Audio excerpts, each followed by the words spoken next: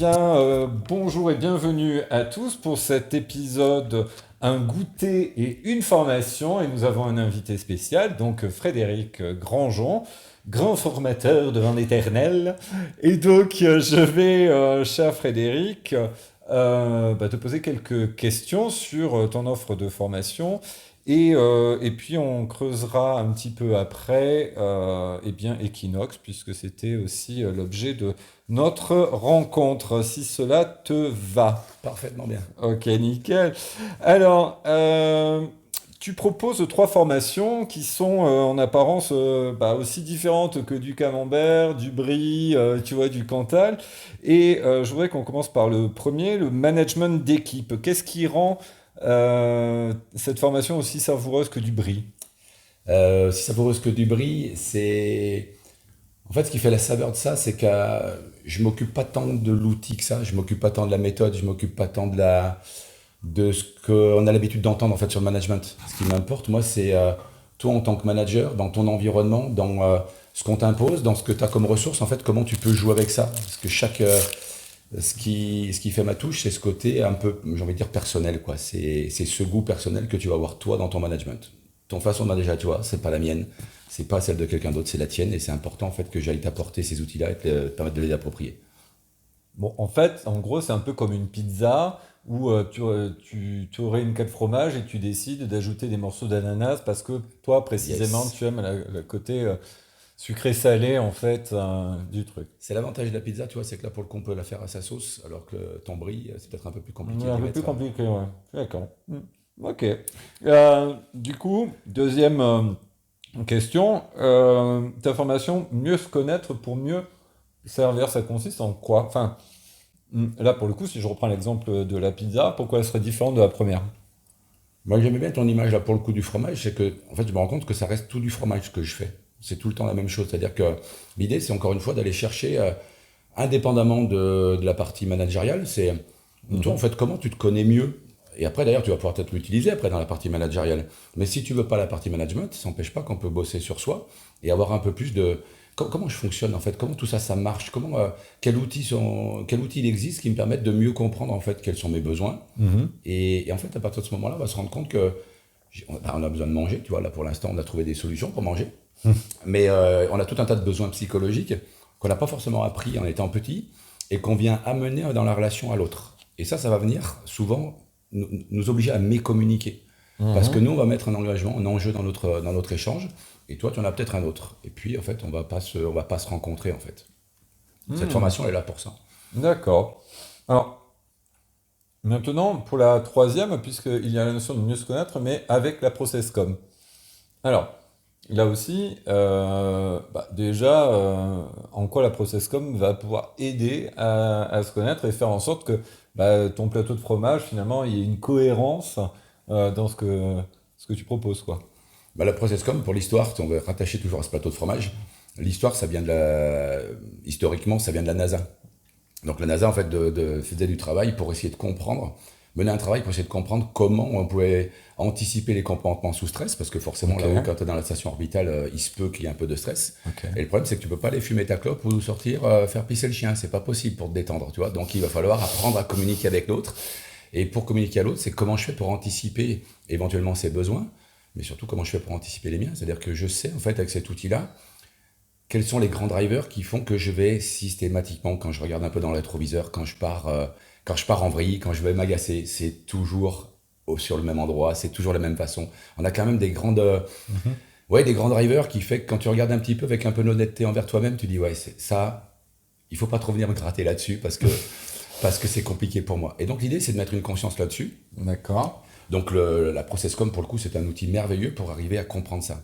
Il peut être paraître un petit peu compliqué à aborder parce qu'il est très subtil. Et Mhm. c'est là où il faut un peu de temps pour aborder cette formation. C'est pour ça que, contrairement aux deux autres que je peux dispenser sur une demi-journée ou une journée, là, il faut au moins 2 jours, voire 4 jours, pour vraiment encore faire le tour, D'accord. pour vraiment avoir les moyens d'une petite autonomie là-dedans. Ok. Alors, tu utilises un outil désormais, enfin, qui s'appelle Equinox. Et Equinox, comment tu le situes? Alors, si je reprends l'exemple du plateau de fromage, en quoi il vient compléter tout ça, ou peut-être agrémenter? Et sur le plateau de fromage, ce n'est peut-être pas du fromage, mais c'est peut-être la confiture aux figues qui va permettre finalement de faire passer le fromage de chèvre. Alors Equinox, pour moi, je le vois plutôt comme l'outil qui va te permettre de savourer ton fromage. Ok, C'est-à-dire que peut-être que toi, eh ben, t'aimes manger le fromage à la bonne franquette, à pleine main et à pleine bouche. Et puis voilà, c'est comme ça, tu picores un peu, tu sais, en mode tapas, tu vois, ouais, c'est comme ça que tu fonctionnes. Moi, je vais peut-être pas trop aimer cette façon de consommer le fromage. Moi, j'ai plutôt ma façon de voir les choses, ma façon d'interpréter de savourer en fait ce plateau de fromage, de savourer ma vie. Ça va être plutôt au contraire mettre le fromage avec la salade. Moi, je vais pas le prendre en même temps que le reste dans une sorte de tapas. Moi, c'est à part. Il y en a d'autres qui vont dire, ben, moi, c'est plutôt à la fin du repas. Et en fait, ce qui est important, c'est que cet outil Equinox mm, permet de mettre des mots tout simples en sortant de ce jugement, en disant est-ce qu'il faut manger au début, est-ce qu'il faut manger à la fin. C'est un peu se détacher de ce il faut pour dire ben moi en fait c'est comme ça que j'ai envie de faire. En fait, c'est au-delà de ce que j'ai envie. On va plutôt parler de ressources.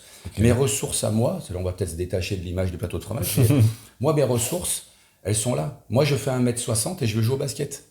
Donc forcément, j'ai pas les ressources d'un gars qui fait 2,20 m et qui veut jouer au basket. Et pourtant, la hauteur du panneau, elle est la même pour tout le monde. Donc si jamais je veux essayer d'aller développer mes ressources de taille, bah, je vais aller faire l'erreur d'essayer de me suspendre dans la penderie par les bras.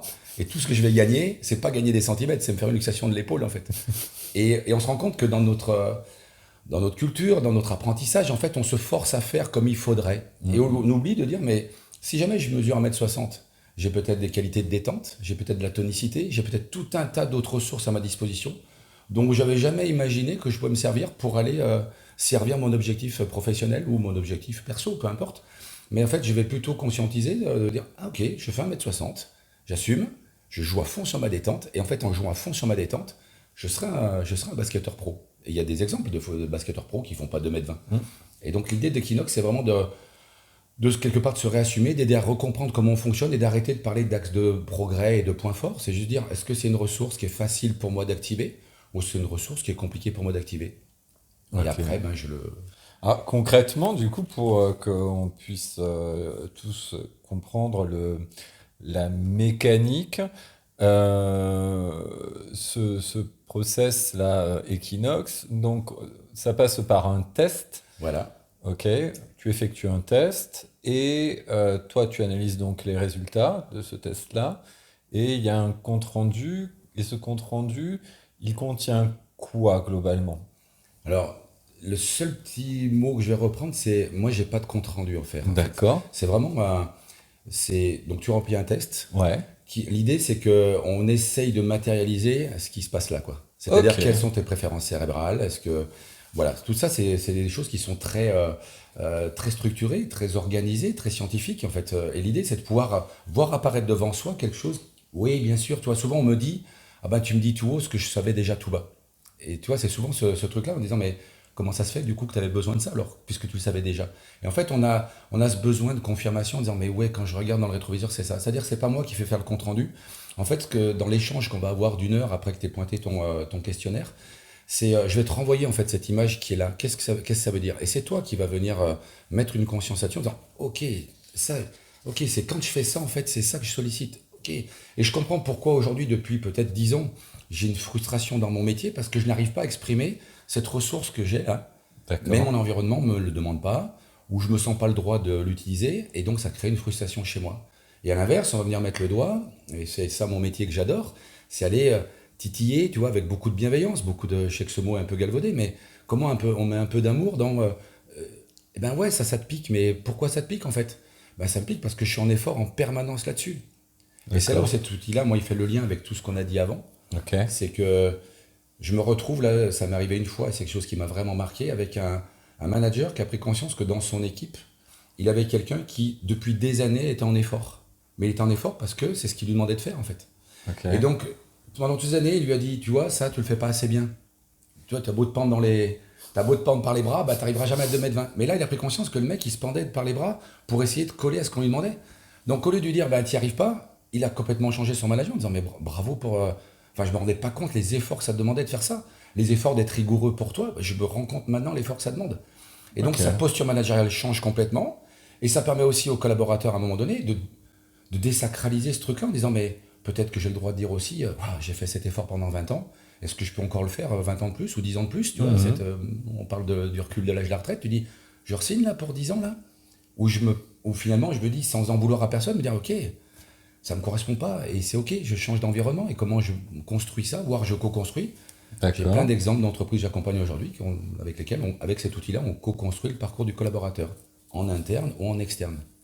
Et là, ça change, pour moi, ça change le monde, tu vois, ce genre de truc-là. Pour toi, enfin, quel est le meilleur fromage au monde? Elle est super cette question. Il va falloir que je te fasse une réponse aussi pourrie que ta question.